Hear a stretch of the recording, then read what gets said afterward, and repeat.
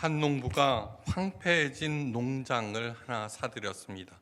사람 키만큼 자란 잡초 낡고 헐어 빠진 창고, 돌멩이로 가득한 밭들. 그러나 농부는 열심히 농장을 가꾸기 시작했습니다.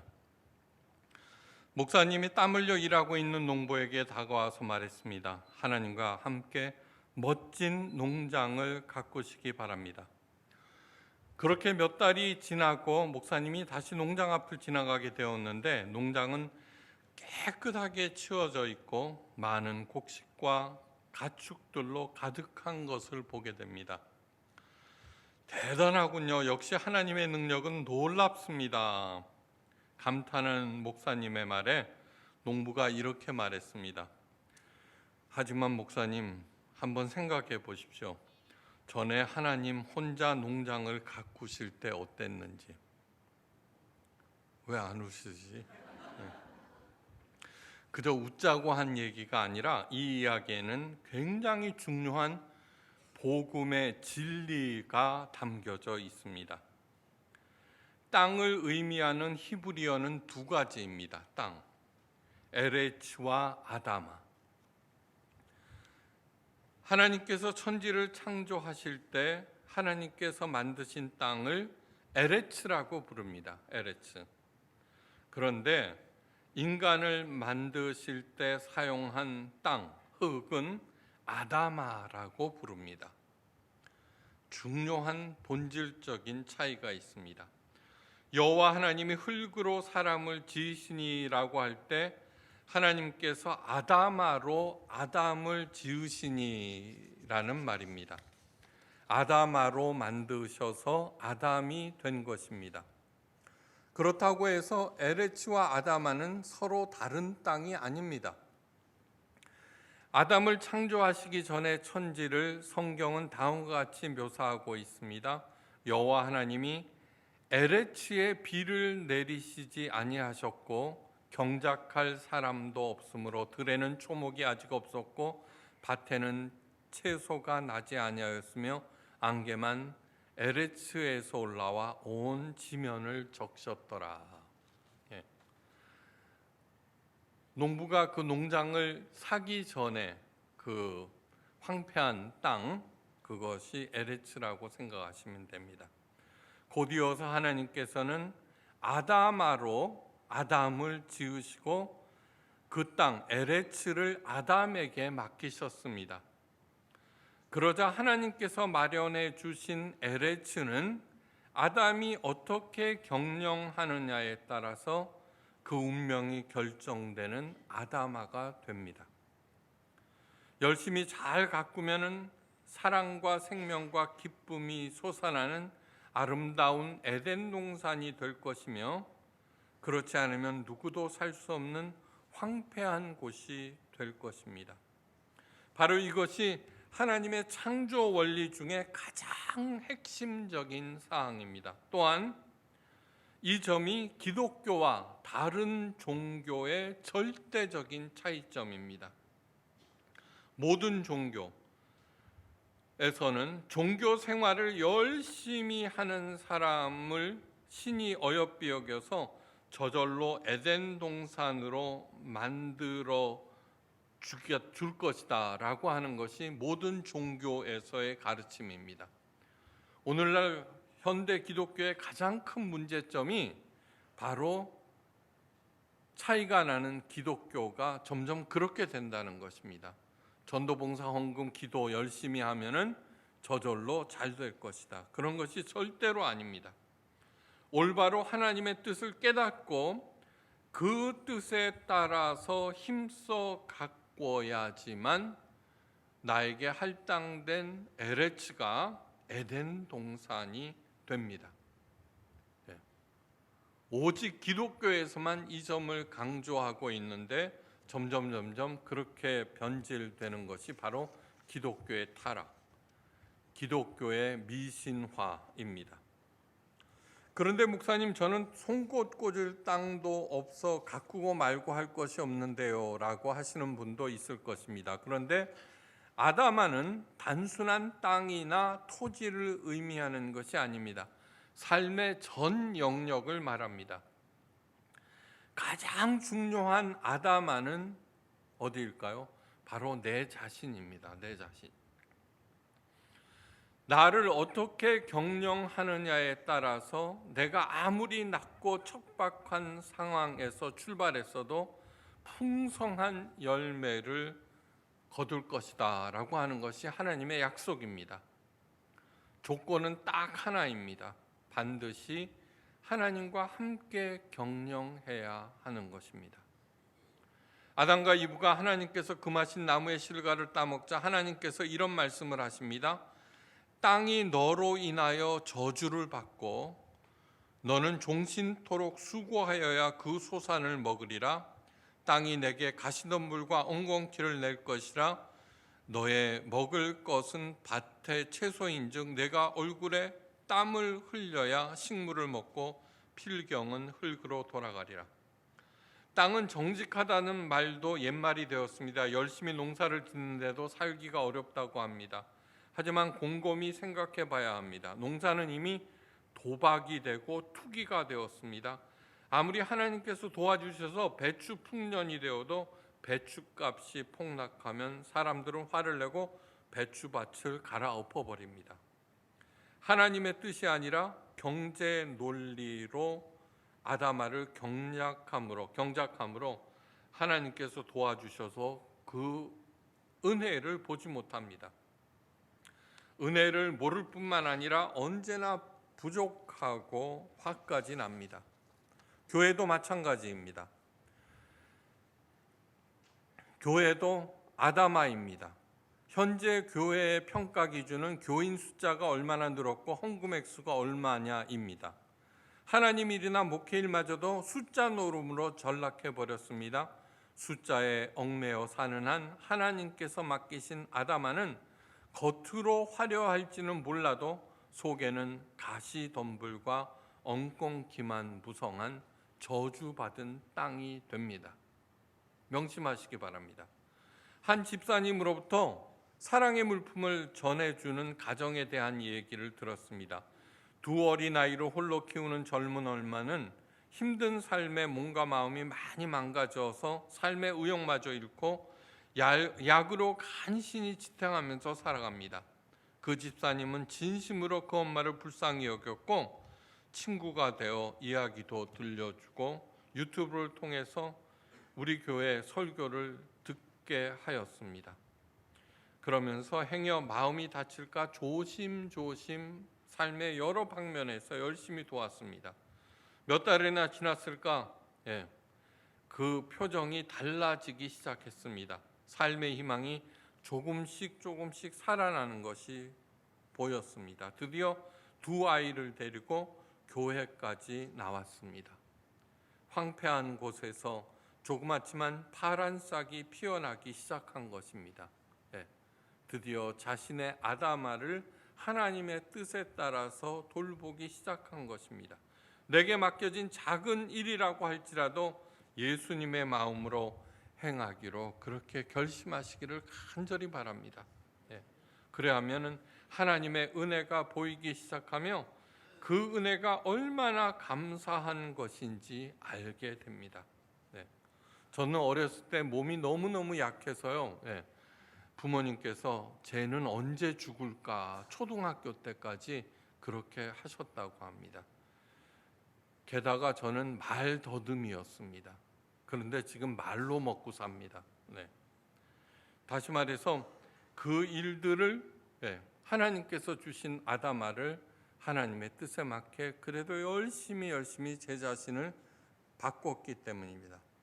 그 은혜가 하나님의 은혜가 얼마나 감사한 것인지 비로소 깨닫게 됩니다. 하나님의 사랑과 전지전능하신 능력은 내 아담아를 하나님의 뜻에 따라 경영하려는 사람들만이 체험할 수 있습니다. 사도 바울이 하나님과 함께하는 경영이 무엇인지 온몸으로 빌립보서를 통해서 보여주고 있습니다. 사도 바울이 빌립보 교인들에게 말합니다. 형제들아, 나의 당한 일이 도리어 복음의 진보가 된 줄을 너희가 알기를 원하노라. 현재 사도 바울은 로마 감옥에 수감되어 있습니다.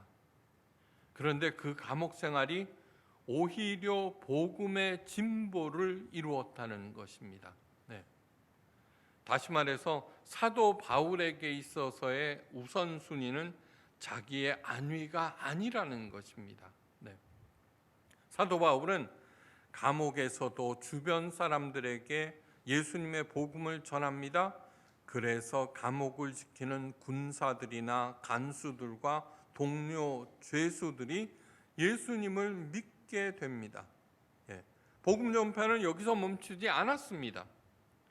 빌립보서 1장 14절 말씀, 형제 중 다수가 나의 매임을 인하여 주 안에서 신뢰함으로 겁없이 하나님의 말씀을 더욱 담대히 전하게 되었느니라. 사도 바울이 그 험한 감옥에 갇혔어도 여전히 복음을 전하여 함께 수감된 죄수들 물론 군사들과 관수들까지 하나님을 믿게 되었다는 소식을 듣고 감옥 바깥의 그리스도인 빌립보 교인들은 담대히 복음을 전하게 되었다는 것입니다. 당시에 초대교회에 대한 박해가 시작되고 더더욱 빌립보는 로마 치하입니다. 로마 영토입니다. 거기 로마 영토에서는 황제 숭배사, 황제가 곧 신이다, 황제 숭배 사상이 팽배되어 있는 곳에 목숨을 걸고 예수님을 전하고 있다는 것입니다. 복음 전파는 여기서도 멈추지 않습니다. 어떤 이들은 투기와 분쟁으로 저들은 나의 매임에 괴로움을 더하게 할 줄로 생각하여 순전치 못하게 다툼으로 그리스도 예수를 전파하느니라. 빌립보서 1장 15절에서 17절 말씀입니다. 네. 예를 들어 봅니다. 한 지역에 서로 사이가 나쁜 선교사 두 사람이 있는데 한 선교사가 어려움 중에서도 열심히 사역한다는 소식을 듣고 다른 선교사는 셈이 나서 더욱 열심히 사역한다는 그러한 뜻입니다. 이런저런 소식을 들은 사도 바울의 심경을 다음과 같이 토로하고 있습니다. 외모로 하나, 내가 겉으로 열심히 하고 있다 그렇게 뽐내기 위해서 하나, 참으로 진심으로 하나, 무슨 방도로 하든지 전파되는 것은 그리스도니 이로써 내가 기뻐하고 또한 기뻐하리라. 성경에서 반복적으로 말하는 것은 최상급을 말합니다. 최고라는 얘기입니다. 이 말로서 바울의 복음에 대한 열정을 더 이상 설명할 필요가 없습니다. 사도 바울에게 있어서 최고는 예수 그리스도, 자기의 삶의 목표는 그리스도 예수 안에서 발견되는 것이라고 하였습니다. 그런데 중요한 것이 있습니다. 사도 바울은 자신의 이러한 일을 통해서 빌립보 교인들에게 알리고 싶어하는 것이 있습니다. 빌립보 교인들이 어떤 상황에서도 예수 그리스도를 전해야 한다는 것, 다시 말해서 전도, 중요한 전도를 강조하고 있습니다. 전도 열심히 하셔야 합니다. 진심으로.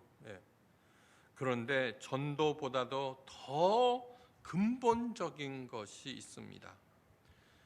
빌립보서 1장 20절에 밝히고 있습니다. 나의 간절한 기대와 소망에 따라 아무 일에든지 부끄럽지 아니하고 오직 전과 같이 이제도 온전히 담대하여 살든지 죽든지 내 몸에서 그리스도가 존귀되게 하려 함이니. 사도 바울에게 최고의 가치, 최고로 중요한 것은 뭐냐 그러면 내 안에서 그리스도가 존귀하게 되는 것입니다. 내 안에서 내 몸이 편안하고 안전하고 돈을 많이 벌고 잘 먹고 잘 사는 것이 아니라 내 안에서 그리스도를 존귀하게 만드는 것. 자신의 몸에서 그리스도 예수가 존귀하게 된다면은 모든 재능과 특권, 그러한 것들을 배설물로 여기면서 비록 사형장의 이슬로 사라진다고 해도 전혀 상관이 없다는 것입니다. 그런데 내 안에서 그리스도가 존귀되는 것이 구체적으로 어떤 것일까요? 물론 마음속으로 예수님을 가장 사랑하는 것. 늘 말씀드리지만 사랑에는 2등이 없습니다. 내가 학교에서 2등으로 잘해, 우리 마을에서 2번째로 부자야, 은메달이야, 뭐든지 2등도 굉장히 중요하고 좋은 것이지만 사랑에는 2등이 없습니다. 어느 날 집사람이 당신을 사랑합니다. 흐뭇합니다. 그런데 2번째야 그러면은 뭐예요? 만세예요? 어떤 놈이에요? 한번 생각해 보십시오. 사랑에는 2등이 없습니다. 그래서 하나님을 가장 사랑하라는 것이고, 내 안에서 그리스도가 존귀하게 되는 것은 내가 그리스도를 가장 사랑하는 때만 존귀하게 됩니다.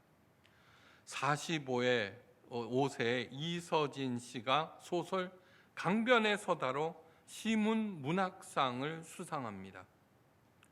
그런데 이서진 씨는 전신마비 장애인입니다.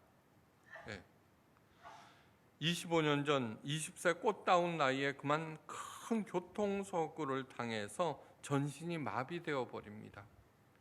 당연히 삶의 의욕을 잃고 20세 때 그런 일을 당했으니까 식음을 전폐하며 죽기만을 기다렸는데, 그러던 어느 날 밤 혹여 딸이 들을까 소리 죽여서 밤새 우시며 간절히 기도하는 어머니를 보게 됩니다. 너무너무 마음이 아파서 그때 비로소 자신의 장애를 받아들이기로 하였습니다. 하지만 자신이 할 수 있는 것은 보고 말하고 생각하는 것일 뿐 무엇을 할 수 있을까 궁리하다가 참 독서가 있구나. 그래서 입원해 있던 2년 반 동안 하루에 15시간씩 죽기 살기로 책을 읽었습니다. 그 후 그렇게 10년을 책을 읽었습니다. 어느 날 문득 바깥 세상이 궁금해졌고, 그리고 시작한 것이 PC통신, SNS였습니다. 그녀의 글은 자신도 모르는 사이에 내공이 깊을 대로 깊어졌습니다. 그녀의 그 깊은 글을 읽고 한 남자가 관심을 보입니다.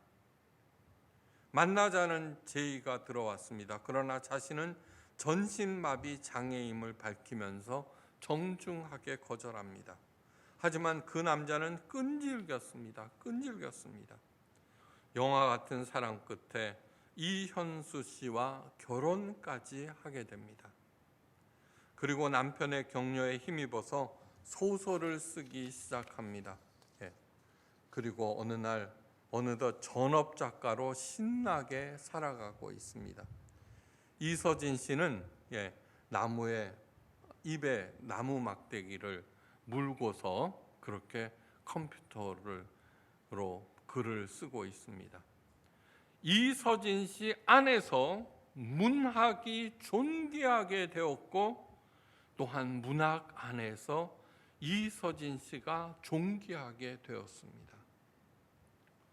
내 안에 예수 그리스도께서 존귀하게 되는 것도 전혀 다르지 않습니다. 전혀. 우리가 예수님을 존귀하게 만들 책임을 모두 다 가지고 있습니다. 시원찮아서는 절대로 안 됩니다. 절대로 안 됩니다.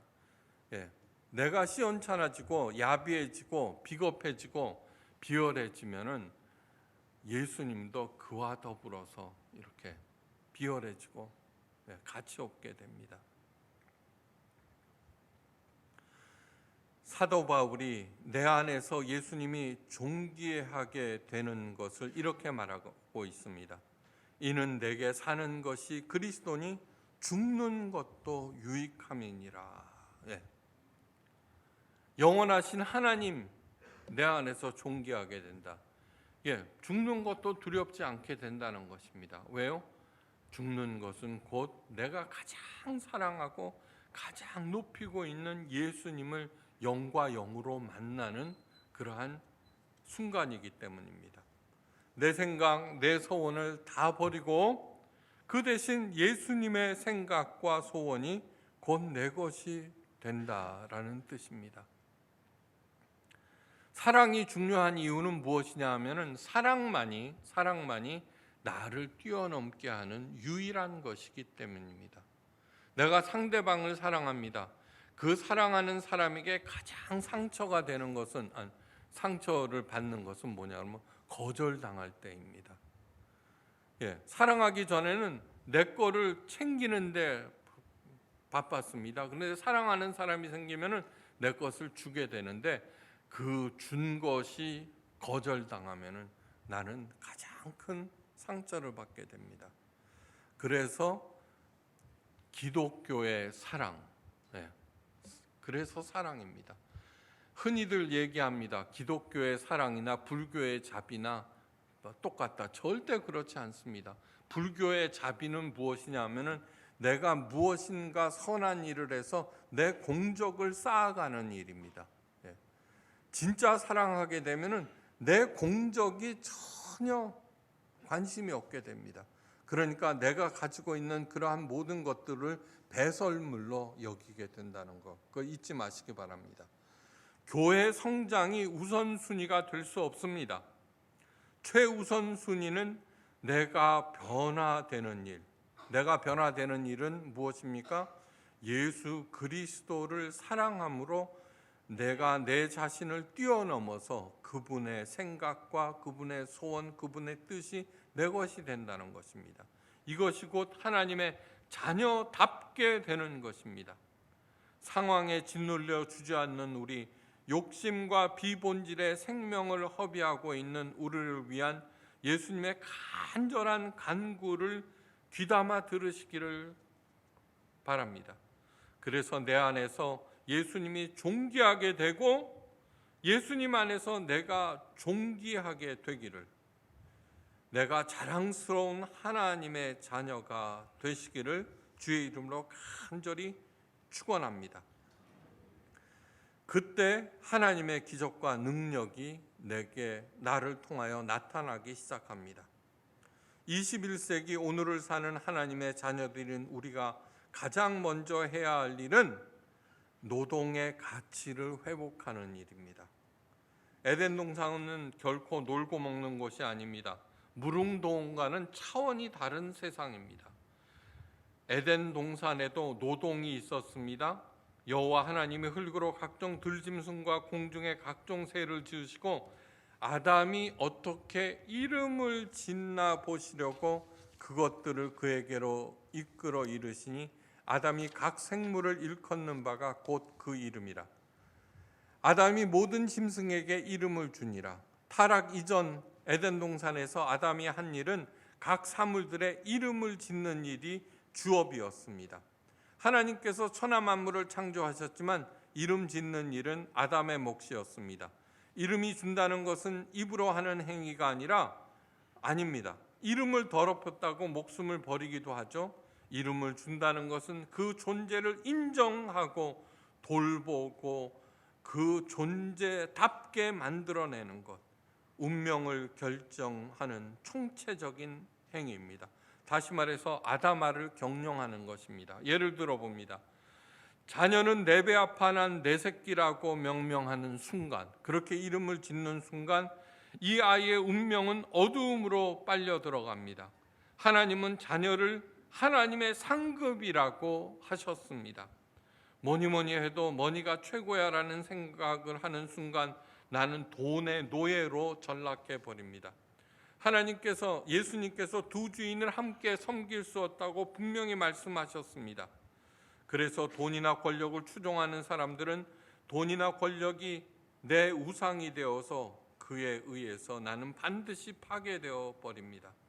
나는 비빌 언덕도 없는 루저야, 훗수저야라고 스스로를 명명하는 순간 그는 이미 끝나버린 것입니다. 볼 것도 없습니다. 그런데 예수님께서는 가난한 자는, 애통하는 자는 복이 있다고 산상수훈에서 제일 처음 말씀하셨습니다.